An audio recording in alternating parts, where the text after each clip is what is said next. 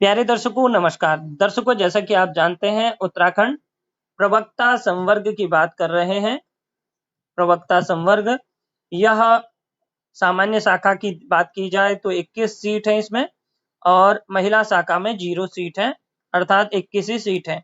इसमें जनरल की बात की जाए तो जनरल के लिए 10 सीट और रिजर्व कैटेगरी के लिए 11 सीट है।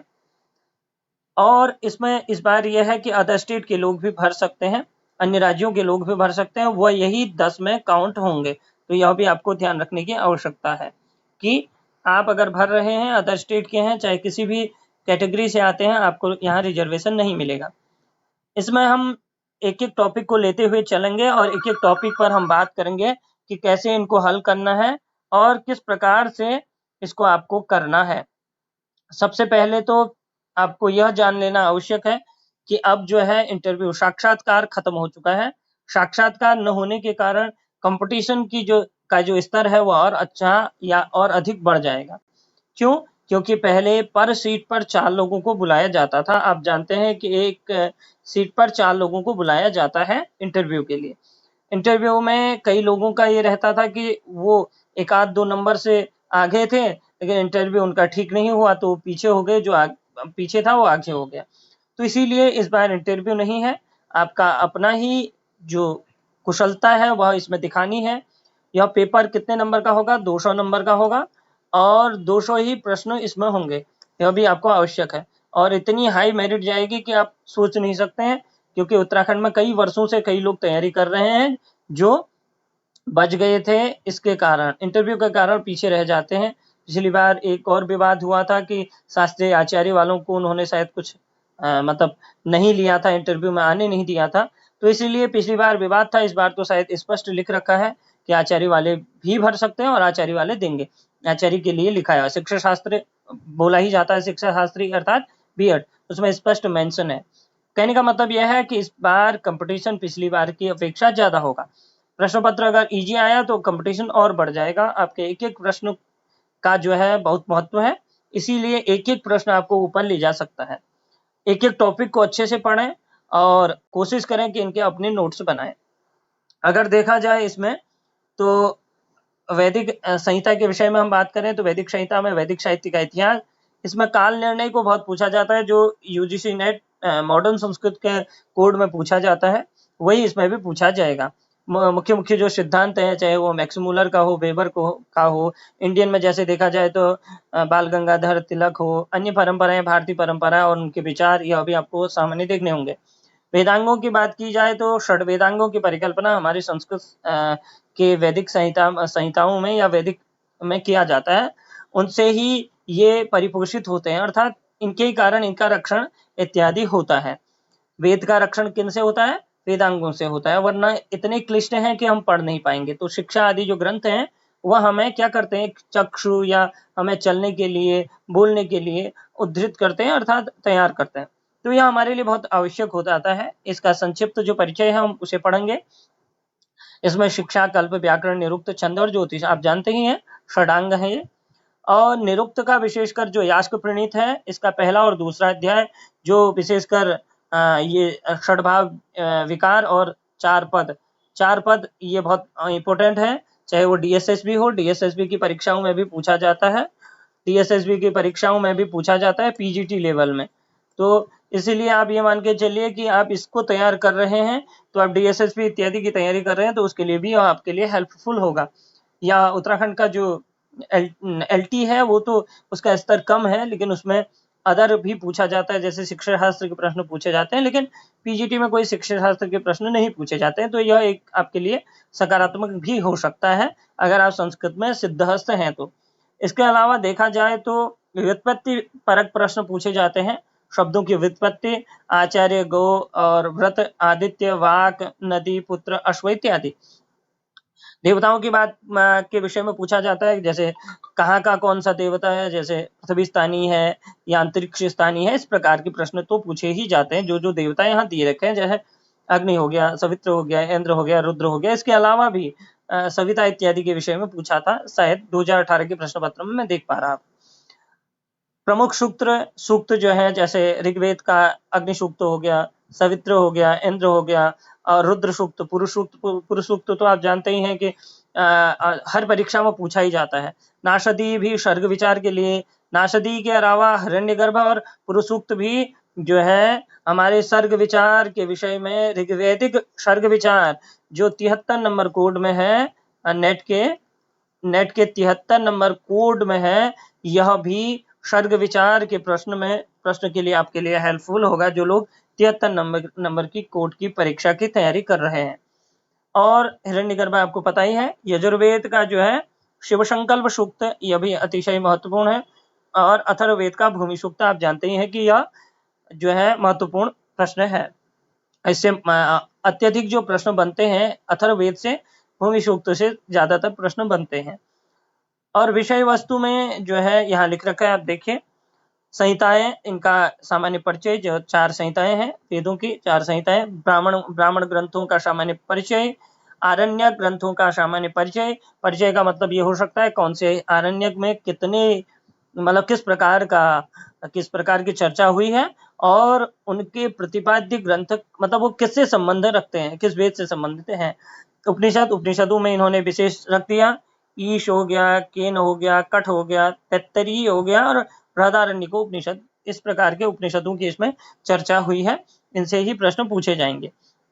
इसके अलावा वैदिक व्याख्या पद्धति, प्राचीन एवं अर्वाचीन, वैदिक और लौकिक संस्कृत में अंतर, यह भी आपको पता होना चाहिए कि वैदिक और संस्कृत, लौकिक संस्कृत में अंतर क्या है। और जो वैदिक व्याख्या पद्धति, जो व्याख्या करी, टीका टिप्पणी करी, कौन कौन से टीकाकार टिप्पणीकार है और उनका किस प्रकार से योगदान रहा, यह भी आपको पता होना चाहिए। दर्शन की बात करें तो दर्शन में ईश्वर कृष्ण कृत जो है सांख्यकारिका, इसमें भी विशेष इन्होंने लगा दिया, जैसे सत्कार्यवाद, यह जो है अतिशय महत्वपूर्ण है, नेट में भी पूछा जाता है, दोनों कोडों में, मॉडर्न और ट्रेडिशनल में। पुरुष का स्वरूप, प्रकृति का स्वरूप, सृष्टि का क्रम जो इसमें दे रखा है, और इसके अलावा भी बहुत सारी चीजें इसमें हैं।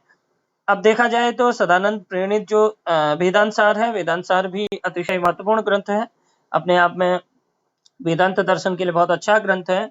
अनुबंध चतुष्टय जो दे रखे हैं इसमें, अज्ञान की जो परिभाषाएं हैं, जीवन मुक्त आदि, ये जो है सब पूछ सकते हैं आपको। यहाँ आपको टॉपिक अन्य दिख रहे हैं। जब हम इन पे विषय में बात करेंगे तो एक एक टॉपिक पर विस्तार से बात करेंगे और अच्छे से करेंगे। अभी केवल हम टॉपिक पे बात कर रहे हैं कि पढ़ना कैसे है, किस प्रकार का इसमें पूछा जाएगा। केशव मिश्र कृत जो है तर्क भाषा, जो है तर्क भाषा के भी प्रश्न पूछे जाते हैं, जो होने को तो एक शैशव वाला जो ग्रंथ है वो है, लेकिन इसके जो प्रश्न होते हैं वो गूढ़ होते हैं और अच्छा ग्रंथ है, इसको पढ़ने में भी आनंद आता है। इसमें पदार्थ, कारण, प्रमाण इत्यादि जो यहाँ दे रखे हैं। इसके अलावा एक और दे रखा है इसमें दे रखा है, आप देखिए अंतिम जो है, जैन दर्शन एवं बौद्ध दर्शन का सामान्य अध्ययन भी आपको करना है। षड आस्तिक दर्शन होते हैं, आप जानते हैं, 3 नास्तिक है। 3 नास्तिक में कौन कौन से हैं? जैन हो गया, कौन कौन से हैं? जैन और बुद्ध अर्थात बौद्ध और चारवाक। चारवाक में चारवाक को पूछ नहीं रहे हैं, तो आपको केवल बुद्ध और जैनिज्म पढ़ना है। तो यह आपके लिए आवश्यक है कि इसका सामान्य परिचय, जैसे बुद्ध का मध्यम मार्ग, कुछ भी पूछ सकता है आपको पता होना चाहिए कि किस सिद्धांत में क्या क्या दिया है, तो इसका सामान्य आपको परिचय पता होना चाहिए। आगे हम देखते हैं, आगे अगर आप देख पा रहे हैं तो व्याकरण है। व्याकरण भी अपने आप में महत्वपूर्ण है, आप जानते हैं। व्याकरण अगर आप ना पढ़ें तो उसका भी उसकी हानि है। तो व्याकरण में जो परिभाषा है, संहिता, गुण, वृद्धि और इत्यादि जो है, खी प्रत्यय कहाँ हो रहा है, खी की परिभाषाएं जो है, परिभाषाएं इसमें पूछी जाएंगे। शब्द रूप विशेषकर इसमें है अजंत, हलंत, सर्वनाम और संख्यावाचक। कई बार संख्यावाचक का प्रश्न पूछा भी गया है। धातुओं में उभयपदी और परस्मय पद, आत्मनिपद दोनों का पूछा जाएगा। प्रत्ययों में आप देख रहे हैं कृत और तद्धित प्रत्यय पूछे जाएंगे, क्योंकि लघु प्रत्यय है। लघु तो नहीं, मतलब ठीक है, तद्धित बहुत विस्तार से पढ़ा जाए तो बहुत ज्यादा भी है। कृत प्रत्यय भी अपने आप में बड़ा ही प्रकरण है। कारक आपको लघु सिद्धांत कौमुदी के अनुसार पढ़ने हैं, समास भी और संधि भी आपको लघु सिद्धांत कौमुदी का ही अनुसरण करना है, यह भी बात आपको ध्यान रखने योग्य है। इसके अलावा संस्कृत के क्षेत्र में उत्तराखंड ने क्या कार्य किया, अर्थात संस्कृत एवं उत्तराखंड का आधुनिक संस्कृत साहित्य का काव्यशास्त्र। इसमें कुछ काव्यशास्त्र ऐसे हैं जो जैसे गंगापुत्र पुत्रावदत जो है यह उत्तराखंड का अपना काव्य है यह, तो आपको यह भी जानना जरूरी है। कुछ काव्य ऐसे हैं जो अन्य स्टेट वाले लोगों को पता नहीं होंगे, जो उत्तराखंड के काव्य रचनाकार जो थे उन्होंने या फिर लेखक जो थे उन्होंने इनकी रचना कर रखी है। पद्य में बात की जाए तो रघुवंश, मेघदूत और किरात आदि की जो कथा है, किरात अर्जुन्यम, शिशुपाल वध और नैषधि चरितम, बुद्ध चरित्र का सामान्य परिचय। इसमें आपको जो है पद्य रूपी जो महाकाव्य है, महाकाव्य के लक्षण किस प्रकार से होते हैं यह आपको सब पता होना चाहिए। इसमें किस प्रकार का नायक है, नायिका किस प्रकार से है, क्या विदूषक है या नहीं है, इस प्रकार के प्रश्न भी पूछे जाते हैं। तो ये सब तैयार कर लें, एक नोट बना लें कि इसके रचयिता कौन है, कितने सर्ग हैं या फिर अंक हैं, जिसमें अंक है अंक, सर्ग है तो सर्ग, उच्छ्वास है तो वो, मतलब जो भी जिसमें है आपको पता होना चाहिए। तो आपको एक तालिका बना लेनी है कि सबसे पहले तो मंगल श्लोक, मंगलाचरण, मंगलाचरण आपको याद होना चाहिए, और इसके रचयिता अर्थात किसने रचना करी, रचना किसने करी यह भी आपको पता होना चाहिए। कितने सर्ग या पर्व, जैसे महाभारत में पर्व है तो आपको पता होना चाहिए कि कितने सर्ग इत्यादि पर्व कितने हैं। इसके अलावा आपको पता होना चाहिए इसमें मुख्य जो रस है रस कौन सा है, रस कौन सा है, छंद कौन सा प्रयोग हुआ है, यह आपके लिए सामान्य नॉलेज में ही आता है, इसे ज्यादा वो कठिन न समझें। हर ग्रंथ जो भी यहाँ सिलेबस में लग रखे हैं आपको एक एक ग्रंथ के विषय में पता होना चाहिए, कौन सा छंद है, किस छंद में इसकी रचना की गई है, पहले जो मंगल श्लोक है वो किस प्रकार से है, क्योंकि आप जानते हैं कि जो मंगल श्लोक है वो भी 3 प्रकार से होता है, आशीर्वादात्मक और वस्तु निर्देशात्मक और नमस्कारात्मक। तो आपको पता होना चाहिए कि किसमें लिखा गया है। तो यह एक सामान्य नॉलेज है जो आपको होनी ही चाहिए हर परीक्षा की दृष्टि से। इसके अलावा अगर गद्य की बात की जाए तो गद्य में आप 10 कुमार चरित देख रहे हैं, हर्ष चरित देख रहे हैं, कादम्बरी, भीष्म चरित, गंगा पुत्रावदत, इस प्रकार इनका सामान्य परिचय ये भी बताना है। नाटक की बात की जाए तो स्वप्नवासवादत्व, अभिज्ञान शाकुंतलम, इसमें पूरा लगा है क्योंकि आपको सामान्य परिचय पूरा होना चाहिए।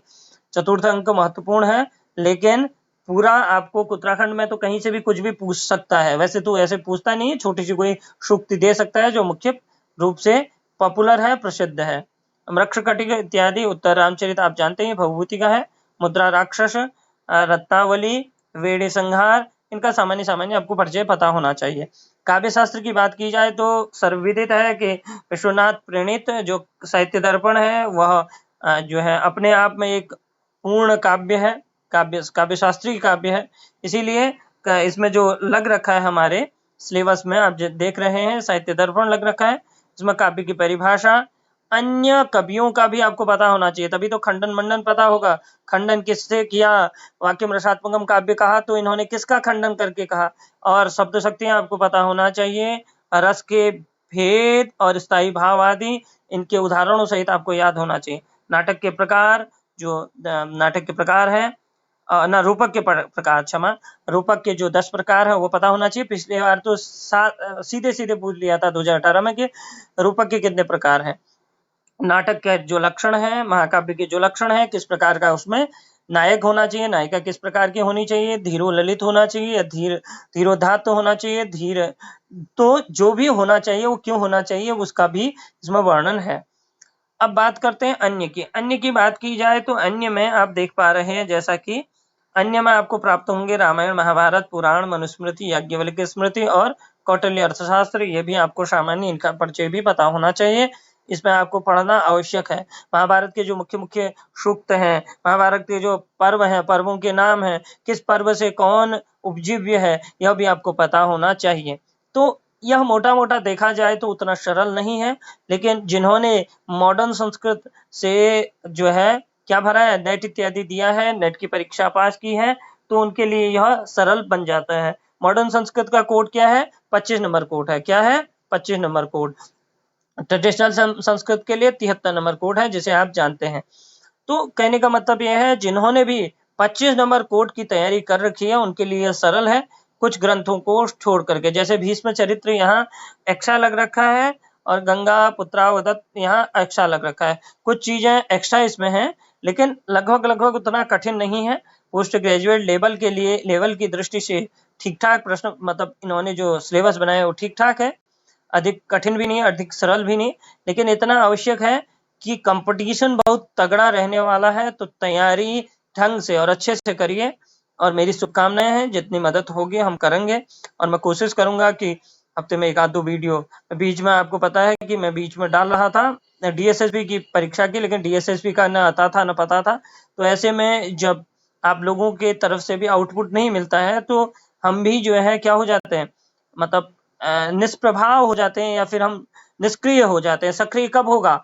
जब आपका आउटपुट प्राप्त होगा। इसीलिए आउटपुट भी दीजिए कि किस प्रकार की वीडियो की आवश्यकता है, और एक-एक को हम लेते हुए आगे बढ़ेंगे, जो भी इसमें सिलेबस में लग रखा है। नमस्कार प्यारे दर्शकों, अगर आपको यह वीडियो पसंद आई, तो आप हमारे चैनल गुरु कृपा एकेडमी को सब्सक्राइब करें, लाइक, शेयर, कमेंट अवश्य में करें। नमस्कार, धन्यवाद।